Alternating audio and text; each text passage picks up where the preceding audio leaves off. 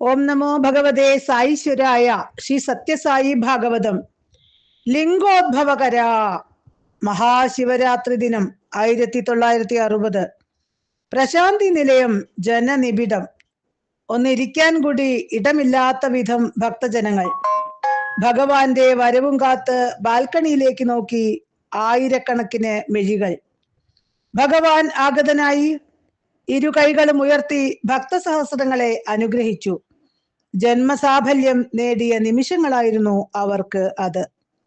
കുറച്ചു സമയം കഴിഞ്ഞു. ചെറിയൊരു അസ്വാസ്ഥ്യം സ്വാമിക്കുള്ളതുപോലെ തോന്നി. പിന്നീട് സ്വാമി താമസിയാതെ മടങ്ങി. ഡോക്ടർ സീതാരാമയ്യ സ്വാമിയെ പരിശോധിച്ചു. 104 ഡിഗ്രി ചൂടുണ്ട്. ശരീരത്തിൽ രൂപം കൊള്ളുന്ന ശിവലിംഗത്തിന്റെ ഫലമായിരിക്കും അത്, അനുഭവ സമ്പന്നരായ ഭക്തന്മാർ പറഞ്ഞു. ശിവരാത്രി നാളിൽ ഭഗവാന്റെ ഉദരത്തിൽ ജ്യോതിർലിംഗം രൂപപ്പെടാറുണ്ട്. ഭഗവാൻ വീണ്ടും ദർശനം കൊടുക്കാൻ വന്നു.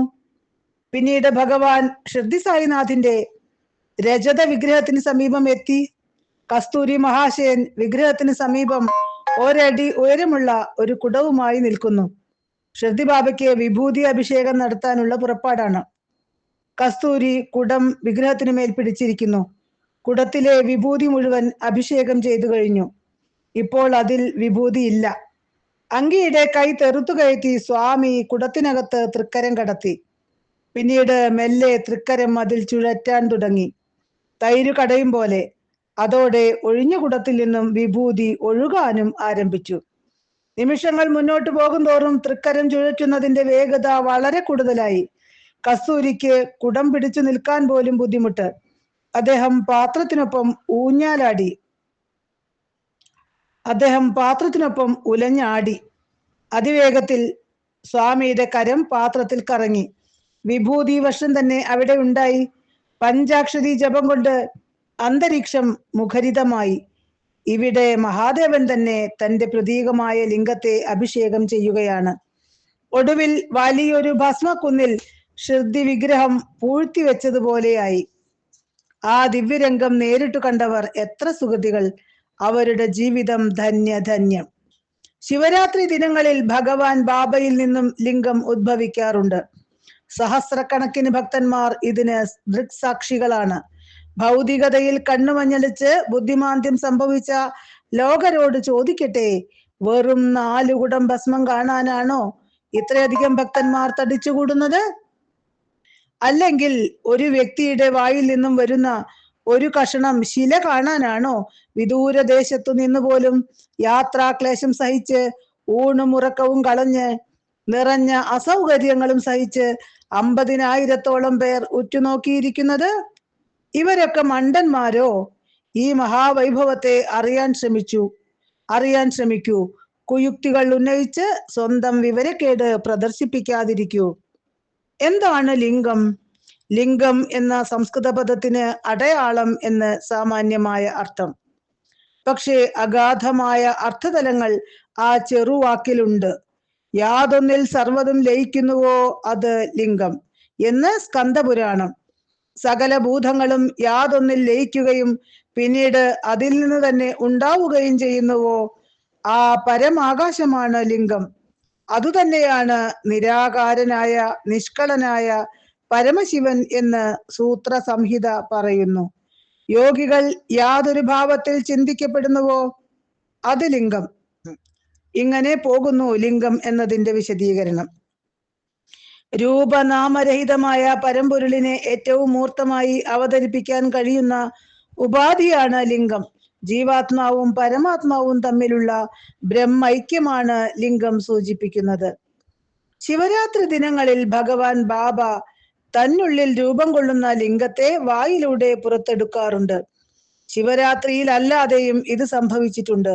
പക്ഷേ ഭക്തജനങ്ങൾ കണ്ടിട്ടുള്ളത് ശിവരാത്രിയിലാണ്. ലിംഗോദ്ഭവം തന്റെ ദിവ്യതയുടെ പ്രത്യക്ഷ തെളിവാണെന്ന് ഭഗവാൻ ഭക്തരെ ഓർമ്മിപ്പിക്കുന്നു. ഒരു ശിവരാത്രി ദിനം രാത്രി 8 മണി കഴിഞ്ഞു. അഖണ്ഡ ഭജന അതിഗംഭീരമായി തുടരുന്നു. ഭക്തജനങ്ങൾ നാമാനന്ദത്തിൽ ലയിച്ചിരിക്കുന്നു. ആ സമയം ഭഗവാൻ എഴുന്നള്ളി. ഭഗവാൻ കുറച്ചുനേരം സംസാരിച്ചു. സംസാരത്തിനിടയിൽ ശബ്ദം ഇടറി. അവിടുന്ന് വീണ്ടും സംസാരിക്കാൻ ശ്രമിച്ചെങ്കിലും ഞെരങ്ങലും മൂളലും മാത്രമേ കേൾക്കാനുണ്ടായിരുന്നുള്ളൂ. സ്വാമി ഇരുന്നു. ഭജന വീണ്ടും ആരംഭിച്ചു. സമീപമുണ്ടായിരുന്നവർ കൊടുത്ത ജലം സ്വാമി കുടിച്ചു. പലതവണ ഭഗവാൻ വെള്ളം കുടിച്ചു. തിരുമുഖം വേദനയാൽ തുടിക്കുന്നത് പോലെ ഭക്തജനങ്ങൾക്ക് തോന്നി.